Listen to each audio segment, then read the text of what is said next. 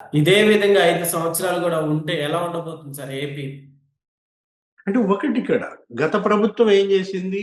ఈ ప్రభుత్వం ఏం చేస్తోంది? ఇచ్చిన హామీలు ఎలా నెరవేరుస్తున్నారు? అటు అభివృద్ధి చేస్తున్నారు, ఇటు సంక్షేమం అందిస్తున్నారు. యెస్. మనం చూసాం పోలవరానికి మరి 13,000 కోట్లు కేంద్రం నుంచి తెచ్చారు. పోలవరం పనులు బ్రహ్మాండంగా జరుగుతున్నాయి. ఈ 18 నెలల్లోనే మరి 12% పోలవరం పనులు కంప్లీట్ చేశారు. అదే జగన్మోహన్ రెడ్డి హయాంలో 5 ఏళ్లలో కూడా 3% చేయలేదు. యెస్. డయాఫ్రమ్ వాల్ దెబ్బతింది, గైడ్ బండ్ కుంగిపోయింది. హ్మ్. ఒక పోలవరం అనే కాదు, అటు హంద్రీ నీవా సుజల స్రవంతి, గాలేరు నగరి సుజల స్రవంతి, ఇటు ఉత్తరాంధ్ర సుజల స్రవంతి, అక్కడ మహేంద్ర తనయ ప్రాజెక్ట్, మొత్తం అన్ని ప్రాజెక్టులు శరవేగంగా పూర్తి చేస్తున్నారు. వెలుగొండ ప్రాజెక్టు మరి 6 నెలల్లో మళ్ళా జాతికి అంకితం చేయాలని ఒక లక్ష్యంగా పెట్టుకున్నారు. ఇటు ఇరిగేషన్లో, ఇటు రోడ్లు వేస్తున్నారు. 4,000 కోట్లతో ఇవాళ గుంతలు లేని రహదారులాగా ఒక మిషన్ మోడ్ అప్రోచ్తో మొత్తం రోడ్లన్నీ గుంతలు పూర్తి చేశారు, కొత్త రోడ్లు వేస్తున్నారు. అదే జగన్మోహన్ రెడ్డి హయాంలో గుంతల రోడ్లని చెడ్డ పేరు, పొరుగు రాష్ట్రాలే ఎగతాళి చేశాయి. కేటీఆరే అన్నాడు ఏమని, డబల్ రోడ్డు ఉంటే తెలంగాణ, సింగిల్ రోడ్డు ఉంటే ఆంధ్ర అని. యెస్ మాకు సార్. గనక ఓట్లు వేయకపోతే ఆంధ్రప్రదేశ్ రోడ్ల మీద దిప్పుతామని కేటీఆరే బెదిరించాడు తెలంగాణ ఓటర్లను. Yes sir. అంతగా జగన్మోహన్ రెడ్డి హయాంలో ఇప్పుడు ఉపాధి కల్పన, జగన్ ఏమన్నాడు, మెగా డిఎస్సి పెడతానన్నాడు. ఆయన చెల్లిలే విమర్శించింది ఏమని, మెగా డిఎస్సి కాదు అసలు దగా డిఎస్సి చేశావన్నది. హ్మ్. ఇప్పుడు వీళ్ళు వీళ్ళు దగ్గర దగ్గర 17,000 ఉద్యోగాలు ఇచ్చారు మెగా అవును. డిఎస్సి. నిన్నగాక మన కానిస్టేబుల్ పోస్టులు భర్తీ చేశారు, ఒక 6,000 కానిస్టేబుల్ పోస్టులు భర్తీ చేశారు. యెస్. ప్రైవేట్ రంగంలో ఇవాళ పెట్టుబడులు వెల్లువెత్తుతున్నాయి. Google data centre, Reliance data centre, Brookfield data centre, data సిటీగా విశాఖను మారుస్తున్నారు, డ్రోన్ సిటీగా కర్నూలు మారుస్తున్నారు. అంటే రెన్యూవబుల్ ఎనర్జీ ప్లాంట్స్ వస్తున్నాయి. ప్రధాని మోడీ మరి 3 సార్లు ఆంధ్రప్రదేశ్లో వచ్చి శంకుస్థాపనలు, భూమి పూజలు చేశారు.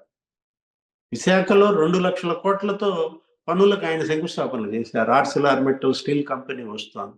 హ్మ్. ఇక్కడ కర్నూలులో మొన్నే మనం చూసాం 15,000 కోట్లతో అక్కడ కూడా భూమి పూజ శంకుస్థాపనలు మన కర్నూలులో చేశారు. అక్కడ కొప్పర్తి, ఓర్వకల్, అక్కడ ఇండస్ట్రియల్ నోడ్స్ గా డెవలప్ చేస్తున్నారు ఒక 6,000 కోట్లతో. ఇప్పుడు మనం ఓకే. చూసాం క్వాంటమ్ వ్యాలీ 180 రోజుల్లో ఇవాళ క్వాంటమ్ వ్యాలీ కంప్లీట్ చేయాలని ఒక లక్ష్యంగా పెట్టుకున్నారు. అమరావతిలో ఇవాళ అసలు అమరావతి ఒక క్వాంటమ్ సిటీగా మారుతున్నటువంటి పరిస్థితుల్లో, అంటే గతంలో జగన్మోహన్ రెడ్డి ఎందుకు ఇలా చేయలేకపోయాడు? హ్మ్. ఎందుకు సుందర్ పిచాయ్ మరి గతంలో విశాఖపట్నంలో గూగుల్ డేటా సెంటర్ పెడతానని ప్రకటించలేకపోయాడు? అంటే అప్పుడు పారిశ్రామికవేత్తలను తరిమేశారు. ఇప్పుడు జగన్ తరిమేసిన పారిశ్రామికవేత్తలంతా ఇవాళ ఆంధ్రప్రదేశ్ ఎక్కడా అని చెప్పి వెతుక్కుంటూ వస్తున్నారు. బ్రహ్మాండంగా 20,00,000 కోట్ల పెట్టుబడులు అంటున్నారు. 18 లక్షల ఉద్యోగాలు వస్తాయంటున్నారు. ఇప్పటికే 10 లక్షల కోట్ల పెట్టుబడులు గ్రౌండ్ అయ్యాయంటున్నారు. అంటే జగన్ చేసిన డ్యామేజ్ నుంచి ఆంధ్రప్రదేశ్ ఇవాళ కోలుకుంది. Yes sir. ఇమేజ్ బిల్డప్ చేస్తున్నారు. ఉం? అంటే ఇప్పుడు ఇక్కడ మనం ప్రజల్లో చర్చ కూడా ఏంటంటే పోల్చుకోవటం. గతంలో జగన్ ఎలా చేశాడు, ఇప్పుడు చంద్రబాబు 4.0 ఎలా చేస్తోంది. హ్మ్. ఇదొక్కటే కాదు. ఇప్పుడు శాంతి భద్రతలు ఏంటి, గత హయాంలో జగన్మోహన్ రెడ్డి హయాంలో శాంతి భద్రతలు ఎలా ఉన్నాయి, పోలీసులు ఎలా పనిచేశారు, హ్మ్. ఇప్పుడు పోలీసులు ఎలా పనిచేస్తున్నారు, యెస్ సార్. జగన్ హయాంలో క్రైమ్ రేట్ ఎలా ఉంది, ఇప్పుడు క్రైమ్ రేట్ ఎలా ఉంది. నిన్ననే తాజాగా డీజీపీ కూడా ప్రకటించాడు, యెస్. హోమ్ మినిస్టర్ అనిత కూడా మాట్లాడింది. అంటే శాంతి భద్రతలు బాగుంటేనే పెట్టుబడులు వస్తాయి, పరిశ్రమలు వస్తాయి. అవును. ఇప్పుడు అందుకే మన పవన్ కళ్యాణ్ కూడా సీరియస్ అయ్యాడు. ఏంటి, ఈ రౌడీలు, ఈ గుండాలు, ఈ రప్ప రప్ప అంటూ ఫ్లెక్సీలు ఏవో పెడుతున్నారు యెస్ ఎవరు, సార్. అవును. వైసీపీ వాడు.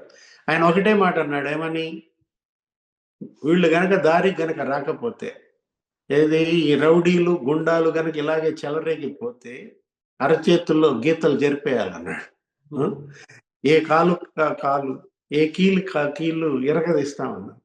Yes sir. Yogi Adityanath model వాడతా ఉన్నారు. ఆ? అవును సార్. ఉత్తరప్రదేశ్లో ఆదిత్యనాథ్ మనం చూసాం, ఆయన ప్రభుత్వం దగ్గర దగ్గర అసలు ఎన్కౌంటర్లు ఒక 222 మంది రౌడీల్ని గుండాల్ని కాల్చి పారేశారు. హుహు.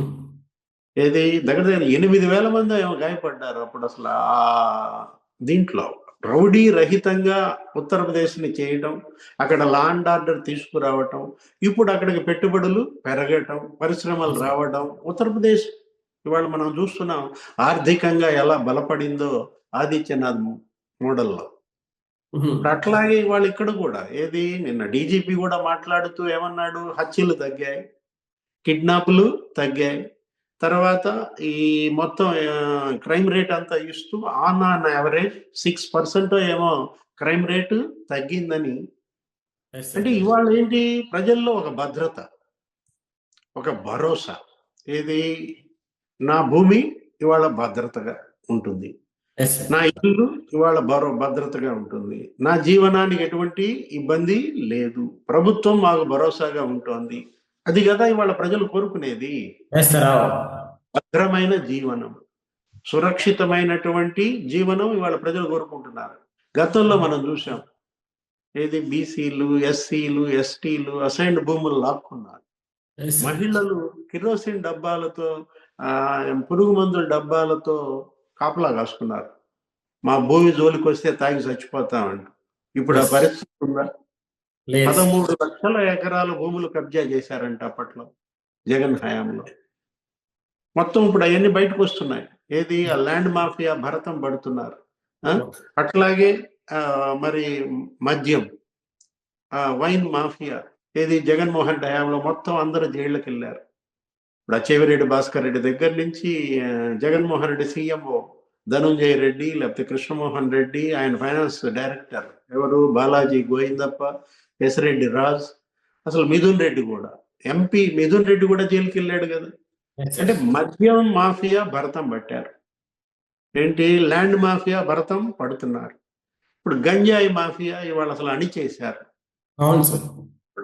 ఇప్పుడు రవికృష్ణ ఆధ్వర్యంలో ఈగిల్ అనేటటువంటి టీం మనం చూసాం, ఏంటి మొత్తం అసలు గంజాయిని ఎలా రూట్ అవుట్ చేస్తున్నారు. 12 రాష్ట్రాల్లో ఉన్నటువంటి ఆ రాష్ట్రాల టాస్క్ ఫోర్సులతో కూడా సమన్వయం చేసుకుని అసలు గంజాయి రహితంగా ఆంధ్రప్రదేశ్ను మార్చాలని. అంటే గతంలో మరి ఎందుకని చేయలేకపోయాడు జగన్మోహన్ రెడ్డి?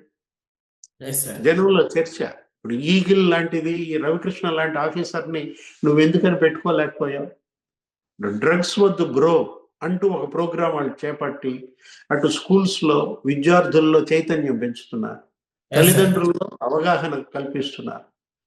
అంటే గతంలో డ్రగ్స్ మాఫియా ఎక్కడో గుజరాత్ లో కాండ్లా పోర్ట్ లో డ్రగ్స్ పట్టుబడితే అక్కడ ఎంక్వైరీ చేస్తే సత్యనారాయణపురంలో బయటపడింది, విజయవాడ. గతంలో ఇలాంటివి అంటే రౌడీ షీటర్లు కూడా అరికట్టడం లాంటివి కూడా జరిగినాయి కదా సార్. అంటే ఇప్పుడు కిడ్నాపులు మనం చూసాం, ఈ కాదంబరి జత్వాని కిడ్నాప్, ఆమె తల్లిని తండ్రిని మరి జైల్లో పెట్టడం, 43 రోజులు చిత్రహింసలు పెట్టారు. వాళ్ళు ఉండేది ముంబై, వాళ్ళకి ఆంధ్రప్రదేశ్ ఏంటి సంబంధం? ఎందుకు తీసుకొచ్చారు? కిడ్నాప్ ఎందుకు చేశారు? జైల్లో ఎందుకు పెట్టారు? దాని ఫలితం మనం చూసాం, 3 IPSలు సస్పెండ్ అయ్యారు. ఒక డీజీపీ కావాల్సిన ఆయన పిఎస్ఆర్ ఆంజనేయులే జైలుకి వెళ్ళాడు. ఇప్పుడు రఘురామకృష్ణరాజు ఆయన ఎంపీగా ఉన్నాడు, మీ పార్టీ వైసీపీ, ఆయన్ని తీసుకొచ్చి చిత్రహింసలు పెట్టారు.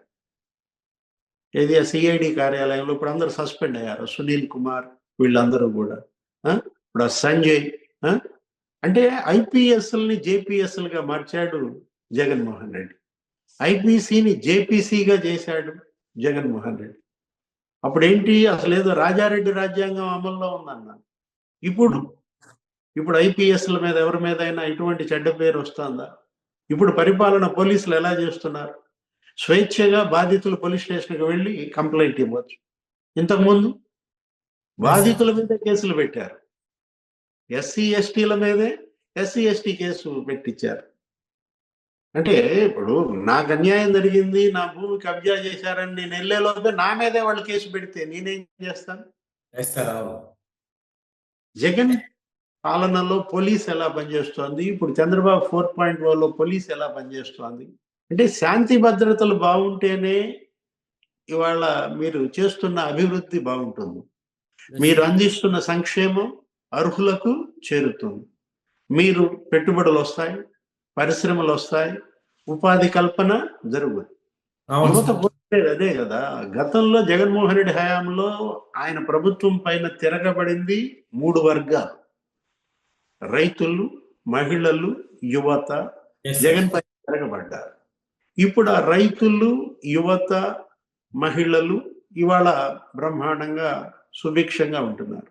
అందుకే చంద్రబాబు అన్నారు ఏమని, గత ఏడాది పనితీరు సంతృప్తికరంగా ఉంది, ఈ ఏడాది మరింత మెరుగైన పనితీరు కనపరచాలి అంటే ఇదే పోకడతో రాబోయే సంవత్సరం కూడా మరి పరిపాలన సాగుతుందా? రౌడీలు, గుండాలు వీళ్ళని ఏరివేస్తారా? వాళ్ళేమో రప్ప రప్ప అంటున్నారు. ఆ?